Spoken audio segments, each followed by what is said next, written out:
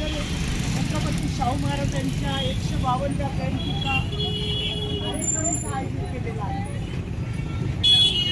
152वी जयंती आपण साजरी करत असताना ज्या ठिकाणी आयोजन आहे हे ठिकाण ज्याला आपण आता हॉकर झोन म्हणतो, या ठिकाणी 2002ला बहुजन समाज पार्टीचे 9 नगरसेवक असताना आणि विकास ठाकरे आता जे आमदार आहेत ते आमदार हे महापौर होते, त्यावेळेस या ठिकाणी बहुजन समाज पार्टीच्या वतीनं जो प्रस्ताव ठेवला गेला त्यांनी रुलिंग दिलं आणि छत्रपती शाहू हे नागपुरात दोनदा येऊन गेले. एकदा कॉर्पोरेशननी त्यांचा सत्कारही केला. बाबासाहेब आंबेडकरांच्याही संमेलनात ते आले आणि एवढा मोठा राजा जो आरक्षणाचा जनक आहे, त्याला आरक्षणाचा मी जनक म्हणतो, ज्यांनी आरक्षणाची निर्मिती केली, त्या राजांचं स्मारक नागपुरात नाही आणि ते व्हावं म्हणून हा प्रस्ताव ठेवला. आणि एक स्वतःनं अगदी मेडिकल चौकामध्ये ज्याला हे हॉकर झोन हे नंतर नाव दिलं, परंतु या ठिकाणी हा पुतळा प्रस्ताव पास झाला. या दिशेला अगदी या कोपऱ्यावर त्यांचं स्मारक राहील आणि पूर्ण जागा फुगी राहील. या हॉकर्सला पर्यायी जागा म्हणून शासनाने देऊन केलेली आहे, परंतु शासन मात्र मनुवाद्यांचं आहे. काँग्रेसनेही त्यानंतर त्याच्यावर निर्णय घेतला नाही, भाजप सेनेनेही निर्णय घेतला नाही आणि म्हणून आता बहुजन समाज पार्टीचे कार्यकर्ते अनेक आता बोललेत की आपल्यालाच हाऊसमध्ये जाऊन निर्णय घ्यावा लागेल आणि शाहू महाराज हे बहुजनांचे राजे आहेत, यांचं स्मारक आपल्याला इथं उभं करावं लागेल. मागे आपण यापूर्वी त्यांना 2दा अल्टिमेटम दिले होते. या ठिकाणी आपण पुतळी मारून त्या जागेचं भूमिपूजन सुद्धा केलं होतं इथे आणि त्यांना सांगितलं होतं की यानंतर तुम्ही 1 वर्षाच्या कारकिर्दीत जर पुतळा बसवला नाही, स्मारकाची सुरुवात केली नाही, तर आम्ही स्वतः बसवणार. मग ते म्हणाले की तुम्ही बसवू नका, आम्ही त्या प्रक्रियेत आहोत. मध्यंतरीच्या काळामध्ये पुन्हा असं सांगितलं की इथे कुठे कोर्ट मॅटर झालाय त्यामुळे प्रलंबित आहे, असं वगैरे काही आहे नाही. आणि म्हणून पुन्हा आपण आता एकदा हे जे नवीन, कारण मागे जेव्हा चौधरी यापूर्वीचे जे आयुक्त होते त्यांना जेव्हा भेट घेतली ते म्हणाले तुम्हाला काही कालावधी द्या, आम्ही त्यानंतर संशोधन करून या गोष्टी आम्ही पूर्ण करू.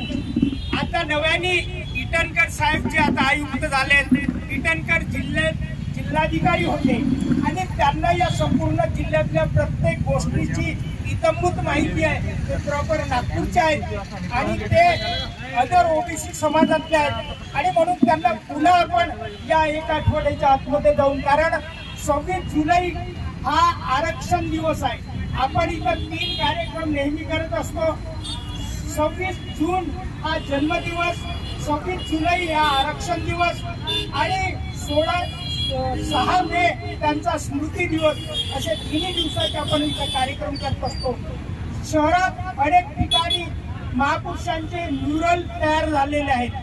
जर यांनी त्याच्यावर निर्णय घेतला नाही तर आपल्याला शाहू महाराजांचं म्युरल इथं स्थापन करावं लागेल, स्वतःकडून करावं लागेल. बसपाच्या वतीनं आपण या पद्धतीने आपण तयार राहिलं पाहिजे. यांनी जर या आठवड्यात आपण जेव्हा बसपाच्या वतीनं आपण भेट घेऊ, त्यांनी जर अधिकृतरित्या आश्वासन दिलं नाही, कारण दरवर्षी 2 करोड याला बजेट मंजूर सुद्धा केल्या जातं. म्हणजे शाहूचं स्मारक अधिकृत त्यांच्या रेकॉर्डवर आहे, इथला नकाशा पास झाला आहे, त्याला बजेट मंजूर आहे. आणि असं असताना फक्त प्रस्थापित मनुवादी जे आहेत, कारण वेदोक्त प्रकरण तुम्ही पाहिलं असेल, ब्राह्मणांची मक्तेदारी शाहू महाराजांनी त्यांच्या राज्यामधून संपवली होती आणि म्हणून हे ब्राह्मण प्रस्थापित चिडून आहेत आणि संघवाले त्यांचे बाप आहेत इथं, त्यांच्याच पोरांची, त्यांच्या पुत्रांची इथं सत्ता आहे. म्हणून जोपर्यंत आपण मनुवाद्यांची, भाजप सेनेची यांची सत्ता उलथून पाडत नाही तोपर्यंत हे काही शक्य वाटणार नाही. आणि शक्य करायसाठी एकतर आपण मोठ्या संख्येनं यांच्यावर प्रभाव निर्माण केला पाहिजे, आपण मोर्चा काढला पाहिजे. याच्या आधी आपण जाऊन त्यांना भेटू, तेवढं मी बोलतो. आणि या प्रसंगी कारण सकाळी 9 पासून आपण सर्व निघालेले आहोत. एक स्कूटर रॅली पहिल्यांदा यांच्या जन्मदिनाच्या निमित्तानं आपण त्यांना अभिवादन करण्यासाठी बाईक रॅली काढली आहे आणि आता इथं आपण त्यांना अभिवादन इथं करत आहोत। यानंतर आपले महाराष्ट्राचे महासचिव इथं शेंडेजी आहेत, ते यानंतर ते मार्गदर्शन करणार आहेत। मी या प्रसंगी एवढंच बोलतो आणि येत्या या स्मारकाच्या निर्मितीसाठी आता तरुण रक्त आणि तरुण युवा कार्यकर्ते अनिकेतजी आहेत, त्यांच्या नेतृत्वात इथल्या 6 विधानसभा आहेत, शहराचे ते मोठे नेते आहेत, त्यांच्यासोबत त्यांच्या पुढाकारात त्यांच्या नेतृत्वात आपण हा इथला लढा उभारू आणि त्यांच्यासोबत त्यांच्या पाठीशी आम्ही राहू। हे शाहू स्मारक कसं होत नाही ते पाहू आणि ते केल्याशिवाय राहणार नाही असं या प्रसंगी मी बोलतो आणि मी माझं वक्तव्य थांबवतो। धन्यवाद। जय भीम, जय भारत। धन्यवाद सर।